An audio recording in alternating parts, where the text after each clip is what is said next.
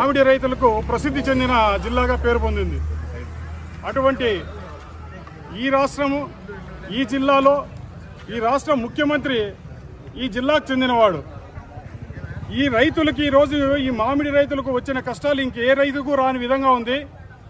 ఈ రైతుల కష్టాలు కనీసం చూసి ముఖ్యమంత్రి గారు ఇప్పుడైనా చెల్లించి వెంటనే ఏ ధర అయితే ప్రకటించారో మినిమం 12 రూపాయలన్నా ఈరోజు రైతుకు మద్దతు ధర ప్రకటిస్తే కానీ రైతుల పరిస్థితి బాగుపడే పరిస్థితి అయితే కనబడలేదు.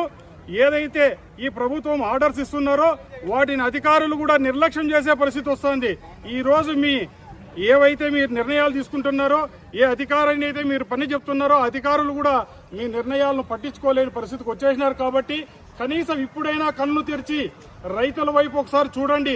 రైతులు ఏ పరిస్థితుల్లో ఈరోజు ఉన్నారో మీరు కనీసం మద్దతు ధర ప్రకటించకపోతే రైతులు రాబోయే రోజుల్లో మీకు తగిన గుణపాఠం చెప్తారు.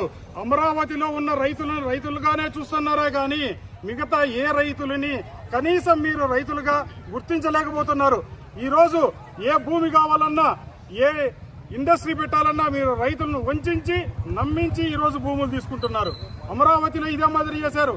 ఈరోజు నెల్లూరు జిల్లాలో కడేరులో కూడా రైతుల భూములు ఆక్రమించుకోవడానికి ప్రభుత్వాలు సిద్ధంగా ఉన్నాయే కానీ అదే విధంగా కష్టపడి సంవత్సరం అంతా పంటను కాపాడి ఈ నెలలో పంట వస్తుందని తెలిసినా కనీసం మద్దతు ధరకు మీరు ముందుగా వాళ్ళకు కల్పించాల్సిన మద్దతు ధర కల్పించకుండా అన్యాయం చేస్తున్నారు.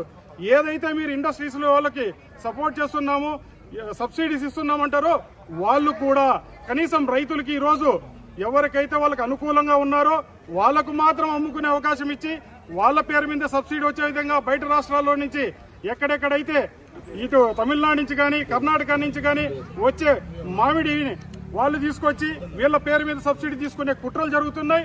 అదేవిధంగా వ్యాపార ధోరణిలోకి వాళ్ళ పార్టీ కార్యకర్తలు కూడా ఈరోజు ప్రవర్తిస్తున్నారు.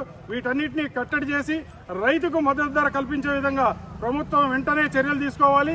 లేని పక్షంలో ఖచ్చితంగా మేము రైతుల తరపు నుంచి పోరాడడానికి సిద్ధంగా ఉండామని తెలియజేస్తున్నాం.